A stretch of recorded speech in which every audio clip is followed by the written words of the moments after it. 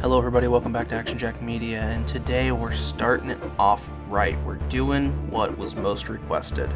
I have had this video kind of on the back burner for a little while, and I'm finally picking it back up again and just going hard into this series once again. First video of the new year, 2022. I hope you enjoy it.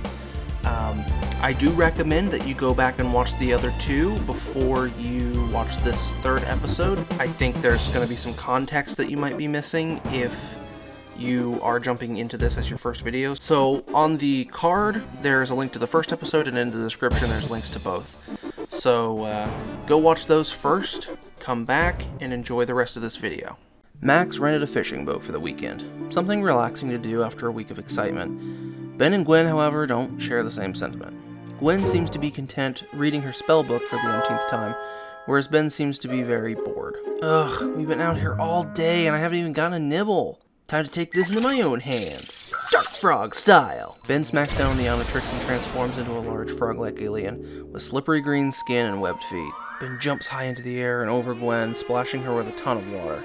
Ben! You jerk!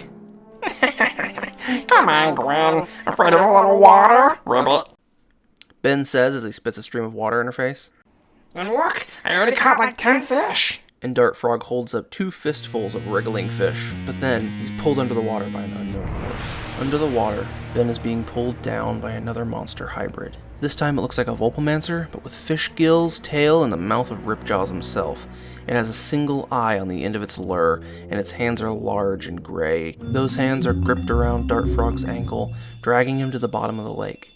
Ben kicks free of the creature and smashes it in the face with his tongue before swimming to the surface for a breath, but on his way up the monster trails him. Ben uses his powerful legs to kick off the monster's head and rock it out of the water. Max and Gwen look on in shock, as Ben is being chased by the large fish monster. Max throws the boat into high gear and chases after them, and Gwen uses her wind spell to speed up the boat. And just as the creature breaches the surface, the boat rams into it, sending it into the air. Ben shoots out his tongue, wraps it around the hybrid, does a mid-air roll, and slams the creature down on the shoreline, knocking it out. Ben lands, times out, and as he approaches the creature, the Omnitrix chimes again. Fractured DNA detected. Would you like to repair? Ben says yes, and the Omnitrix scans the monster. Galvan DNA removed. Piscus Phalan DNA removed. And now the creature is just an ordinary Vulpomancer. Well, that's 2 of these uglies down. But what's making them like this? Dart Frog, based off of Suyu Asui's power, frog. This alien can do anything a frog can do, but better. Proportional strength and speed, jumping, long tongue, all that fun stuff. Pretty basic when it comes to how aliens work in Ben 10, but like a very useful power nonetheless. It's a good water creature. I think it's pretty analogous to Ripjaws, but this one actually needs to breathe air, so it's a little bit different than Ripjaws. Still the very powerful swimming and the frog-like abilities. I don't know what else to say about this. I really like the design. I like that I did the kind of tail coming off the back of the head to emulate Suyu's big ponytail. And yeah, I think this one is just a pretty solid design. Let me know what you think.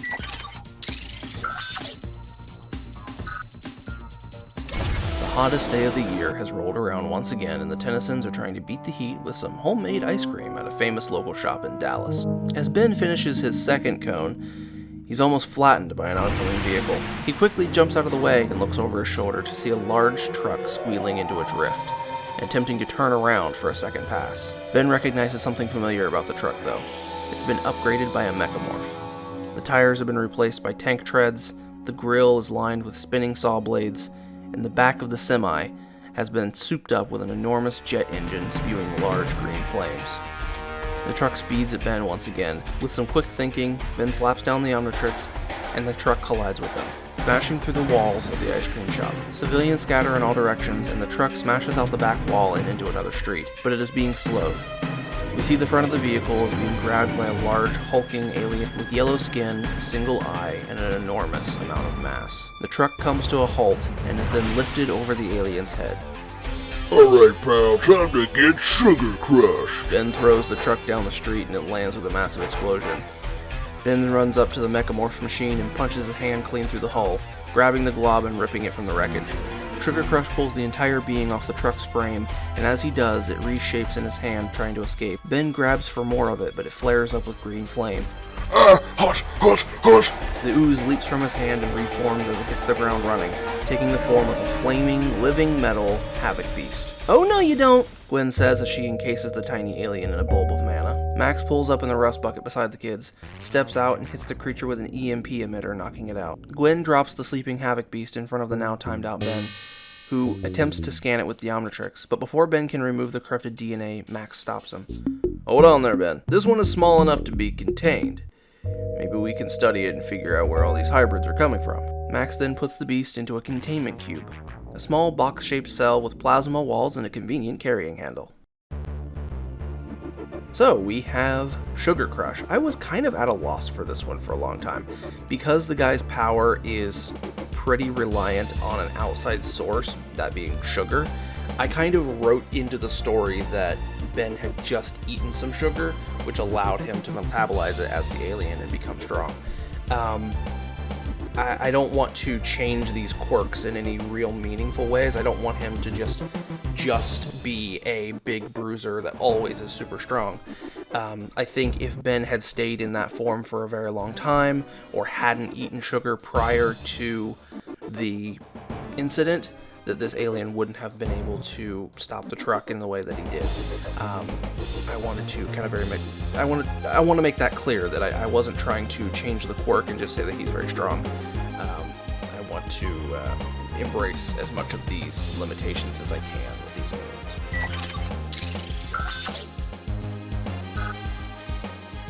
A few days have passed. Ben stares at the mutated havoc beast as it scrapes the wall of its new cell. They've kept it for 2 days now, and it's been keeping the Tennysons up all night. A very sleep-deprived Grandpa Max yawns as he tries to run one final scan to see if he can pinpoint this thing's origin. "Well, it surely comes from the null void, but beyond that I can't get a beat on it." And he keeps falsely pinging the Omnitrix. "Well, duh. All the DNA is probably still stored in here. You just gotta unlock it somehow," Ben says as he fiddles with the Omnitrix. "Maybe it's not a false ping. Maybe that DNA really did come from the Omnitrix. Which means something or someone has access to the Omnitrix's DNA. Kevin." Then, a flash erupts outside the rust bucket, and the trio run outside to see a null void portal opening up in front of them. Ben pops the ring on the Omnitrix and hovers his hand over it ready to transform, and out of the portal steps a tall, slender, smoky figure. And following him are 2 large null void guardians, one mutated with Petrosapien and Pyronite DNA that has no wings and is slithering along the ground, and one with Kinoceleran and Lepidopteran DNA hovering above the other. Ben slams down on the dial and transforms into a jagged, rocky alien and sprints straight at the smoky figure, but before Ben can tackle him, he disappears and the portal closes. The flaming Diamond Guardian catches Ben off guard and smacks him with a tentacle, sending him flying into the air, and the other Guardian zips into the path and catches Ben in its mouth, attempting to eat him. Ben hardens his body, and the monster bites down hard on solid stone, causing it to rear back in pain. Ben then pulls the monster's jaws open and jumps out, landing hard in the dirt below. Good thing I'm Stalactite.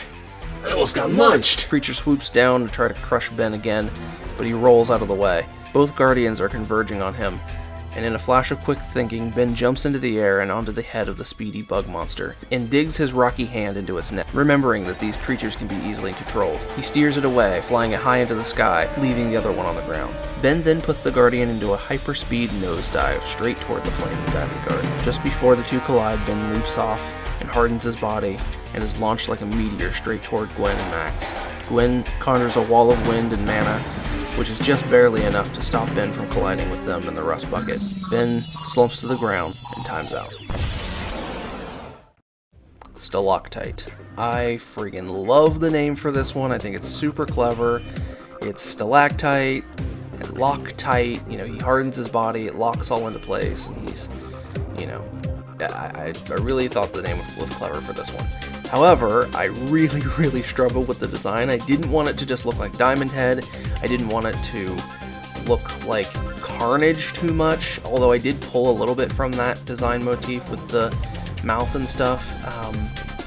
I wanted to imply that there was a soft, squishy kind of inside to this, but it was growing these rocks on the outside that then would lock together and harden the entire body, thus giving him the quirk that Kirishima has. I forget I think his power is just named Harden, right? But yeah, he can harden his body just like Kirishima. He's not the most strong or the most fast, but he is one of Ben's most durable in this playlist, this set. So yeah, hope you like him.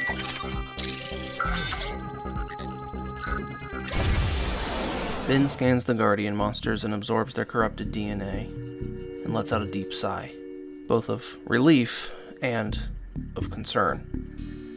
Is Kevin even smart enough to do all this? And how would he do all this? I don't know, but we'll figure it out. The group turns to enter the rust bucket, and they see a dark purple smoke pouring from the door frame and out of an open window. The door opens, and in the doorway stands a familiar face.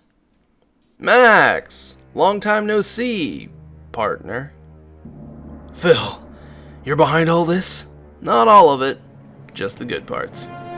I've taken on a new protege. I'm sure you already know all that. Ben feels a hand on his shoulder. Hey, Benji. You miss me? Ben whips around and jumps back, smacking the Omnitrix, but nothing happens. It's still glowing red in recharge mode.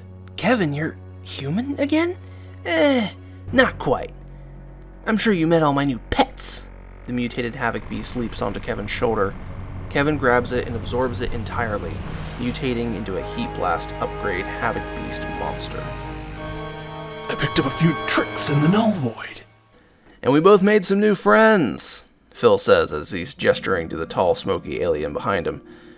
The Tennysons are backed into each other, surrounded by the trio of villains. The Omnitrix finally lights up green after what seems like an eternity and is instantly smacked down by Ben. Any transformation has got to be better than none. Ben becomes a kangaroo-like hero with a long, muscular tail. Flail Tail will have to do. Ben slams his tail into the ground and launches himself into the air, straight into Kevin's face. He bounces off and does a backflip, landing in front of Phil. Ben then tries to sweep Phil's leg, but Phil jumps over Ben's tail, landing a punch to Ben's face. Phil activates a wrist-mounted laser in his plumber suit, but the beam is blocked by a wall of mana. Gwen leaps over the wall and hits Phil with a roundhouse kick to the face, knocking him back. Ben is tackled from behind by Kevin, and before they hit the ground, they fall through a portal made by the smoky figure. The two of them are falling now, hundreds of feet in the air, and gaining speed. Kevin has Flail Tail locked in his arms, but Ben manages to kick free and peel Kevin off of him. Come on, please, give me anyone that can fly. Ben smacks down on the Omnitrix and transforms.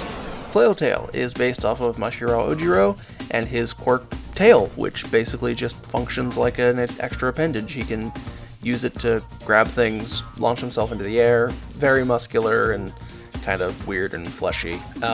Again, one of the more mundane ones, but you gotta do them all, so I wanted to give this guy kind of a kangaroo look. I don't know why, but Ojiro has always given me kind of kangaroo vibes. Maybe it's just that scene where he's using his tail to jump with, but yeah, I just really like that kind of look for him, and I tried to mimic some of his costume elements with the alien's costume.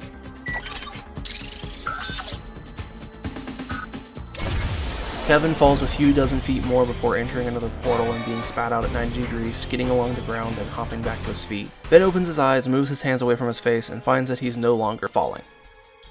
Yes! You have float! Perfect! Ben hovers down to see Grandpa Max wrestling with Phil, trying to get the weapon away from him, while Gwen casts a spell to help. Ben floats down behind Phil and taps him on the back, making him weightless. He floats upward, but Max wrenches him back and pulls him down and sends him sailing into a nearby tree, damaging his plumber suit. Kevin then sprints at Ben, using Heat Blast's fire to propel himself. Ben dodges his grasp and taps Kevin's arm, sending him rocketing by his own propulsion into the air. A portal appears in front of him, though, and reroutes him toward the ground. Meanwhile, Phil reorients himself, wipes some blood from his mouth, and shouts, "Levin! Miston! Fall back and regroup!" No way, old man! I can still win! But before Kevin can finish his sentence, he, Phil, and the smoky alien are all gone. Float is based on Ochako Uraraka, of course, and her anti-gravity powers. Of course, we all know her, we all love her. This alien maybe doesn't do her full character design the most justice, but I thought this was just a kind of an interesting one, a little floating UFO alien that can allow other people to float. I kind of immediately had this design in my brain shortly after thinking about this entire video series as a concept. This was one of the first ones I kind of brainstormed, so this one was pretty set in stone for a long time. So I hope you like it.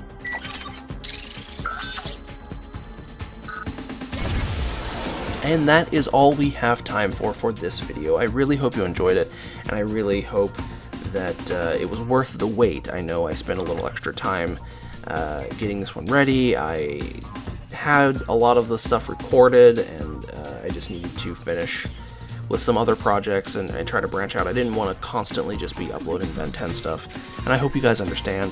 I know I've been getting comments from a couple of people saying, like, when's episode 3 or when's episode 4? So yeah, here it is, starting out the new year with a good video. So yeah, make sure you share it and like the video, subscribe, hit the bell.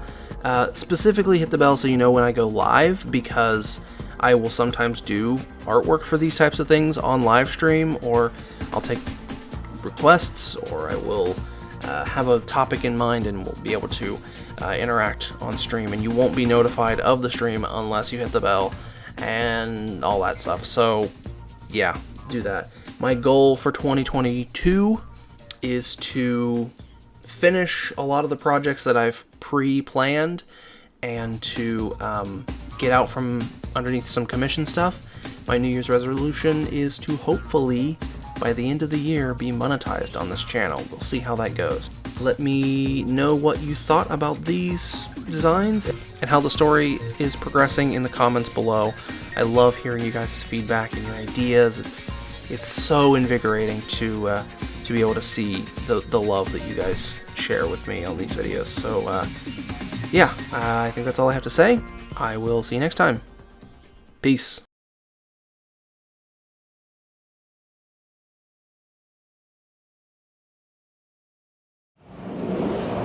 What was that all about? I almost had him! No, you didn't. They wiped the floor with us. Says you. That's it. I'm done taking orders from you. You want to know about your dad, don't you? If you want any chance of winning this, we need a better strategy. We need to stop mutating all the wildlife around here and give some power to something with a brain. What do you have in mind? Mister, take us to a Corsica. I need to pull in a few favors.